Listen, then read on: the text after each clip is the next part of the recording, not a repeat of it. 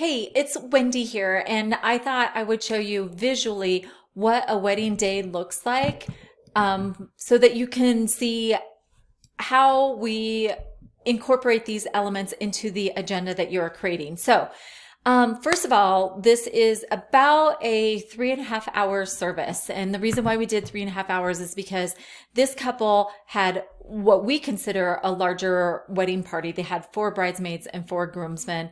And we did a rehearsal the day before to make sure everything ran smoothly. So the wedding day starts after the bride or brides have gotten their hair and makeup all done. And we show up and we do some pretty detailed shots like the rings, the dress hanging, the flowers. The photographer here is Kathryn Kim, and she just does an amazing job. We work with her a lot. I want to make sure that I give her credit. Then we do the dressing of the bride with like friend or moms. We like to make sure that anybody who is helping the couple get ready on the wedding day is all dressed and ready to go when we arrive, because this flows really smoothly as long as everybody is all ready. This couple chose to do a first look, and what was really cute about it is they have a little son together, and so he was able to participate in that. And also what's a common trend is brides doing a first look with their dads, and so we were able to stage that. After all of the getting ready, we drove about 15 minutes to the ceremony site. We were able to do some photos right before the ceremony, especially since the couple decided to do a first look. And we sent the rest of the guests ahead to the ceremony site while we got everybody staged for the walk-ins. So here you can see the walk-ins, you can see the ceremony, which ran pretty typical. And then we have the kiss and the exit and the signing of the marriage license. Right after the ceremony, we like to do a big group shot of everybody. It's almost like a visual guest book. And then we go into the more formal group shots with family and friends. And this is where we get a lot of those combinations. This only takes about 20 minutes to half an hour. And after that, we like to send the guests ahead to the restaurant while we keep the couple and we finish photos with just the two of you. Now, I think this is really funny right here because obviously we had some photo bombers right there. Then we, while the guests are ahead celebrating, maybe prearrange some cocktails and hors d'oeuvres for them when they get to the restaurant. And we're finishing up with the couple at the ceremony site or around the area. This only takes about 20 minutes. So it's really surprising how photographers who know the area well can just be very super efficient with the amount of photos that they're able to get. And then once we get the couple back to wherever they're having the celebration dinner, we have the cake already set up. We do a little bit of the cutting of the cake, and they had some fun with their little boy. But that usually puts us to the end of a 3.5 hour service. We don't typically stay throughout dinner because a lot of people just don't like getting pictures of them eating, but sometimes we will have couples hire us to stay longer throughout the dinner or the reception. Now that you know the standard format, I'm going to just go through and I'm going to show you some other galleries so that you can see the consistency in that flow. Here's the getting ready photos, and I really love these. Moms especially, and sisters just love these moments. And then this couple decided not to do a first look, but what we usually like to do is grab the groom's mom and either brother or dad and do some photos here. And of course, if you are a same-sex couple, we just modify this according to your family and friends and the types of getting ready photos that you want. So here's the ceremony. And then we go into the marriage license signing and some more group photos. And then you can see how we send, oh, how fun. If you are having struggles with not having bridesmaids or groomsmen, this is something that we recommend to a lot of our couples, is that you simply just go and get ready together and wear similar colors of dress. You don't necessarily have to have flowers for them. They can still be a guest and still feel kind of like a bridesmaids, especially if you just get ready and hang out. And that helps keep things affordable and simplistic. Here's some more couples photos before they went off to the celebration dinner location, which, by the way, this was at a brewery in Estes Park, and it was super fun. We did have a little bit of a private space where they were okay with us playing just a little Bluetooth speaker first dance. So if your restaurant doesn't really allow like DJ, dance floor, that kind of thing, there are ways where we can sneak in some of those first dance elements. And there we have the cutting of the cake, and we did not stay throughout dinner. Again, this was photographer Kathryn Kim. I'm going to show you photos from another photographer, Andrea Flanagan. I've known Andrea for like 20 years and have worked with her. And you'll see that even though it's a different photographer, the timing and sequencing ends up being very similar. So here is the bride's getting ready area. We like to get a bunch of detail shots, any special mementos like love letters or invitations or gifts that you write to each other, or even if you write your own vows, that also makes a really fun opportunity for getting ready photos.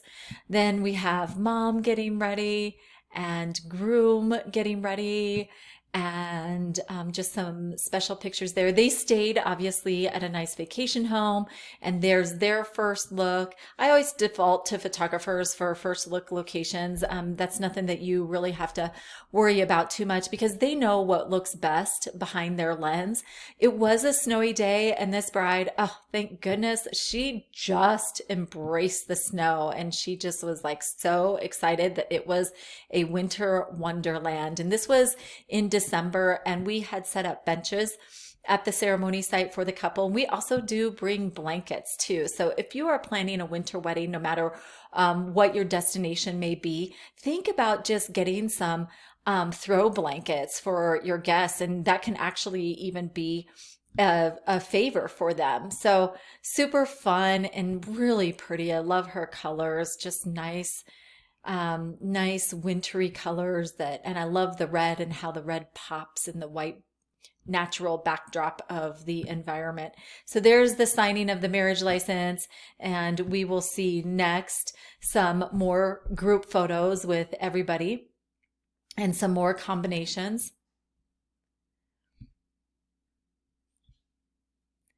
And we will send the guests again ahead to the restaurant or back to the vacation home if you're doing a private chef for the celebration dinner. Some more fun photos of the couple. And I'm going to speed it up a little bit here so we can see some other types of weddings. And then we went back, and this was at a restaurant, and we did some of those cutting of the cake. And then some cheers and celebrations. So that's what your celebration dinner would look like. It's super fun. And again, like if you want the photographer to stay extra time, then just work with them and contract that with them. Now, this is another photographer, Jennifer Garza, and she just does incredible work with lighting. And this couple was an elopement couple, and it was just the two of them. And we did a lot of the same getting ready elements. Jennifer does have these pictures watermarked, but when you go to download them, that watermark is gone. So I don't want you to think that that's what you would get from photographers. But even still, even if you're just an elopement couple, you can still do these really pretty getting ready shots. And they did a first look at the hotel they were staying. This is downtown Frisco, Colorado. And so downtown shots are also kind of fun. And we did a few couple shots on the way up to their ceremony site, and they picked just an amazing ceremony site on top of a mountain pass. It's one of my favorite places. And we met the officiant there, and then of course did the ceremony. We had an on-site coordinator there who could play an entrance song. So you can go back up here and see that, yes, even though it was an elopement, she wanted to have an entrance, and I don't blame her. Sometimes couples just want to walk out to the site together and meet the officiant and exchange their vows. And sometimes couples will even marry themselves and self-solemnize. And Colorado is a state in which you can do that. So you definitely need to know the rules about self-solemnizing in the destination in which you want to get married. But a lot of couples, even elopement couples, they just want an officiant to perform the ceremony for them. And I don't blame them.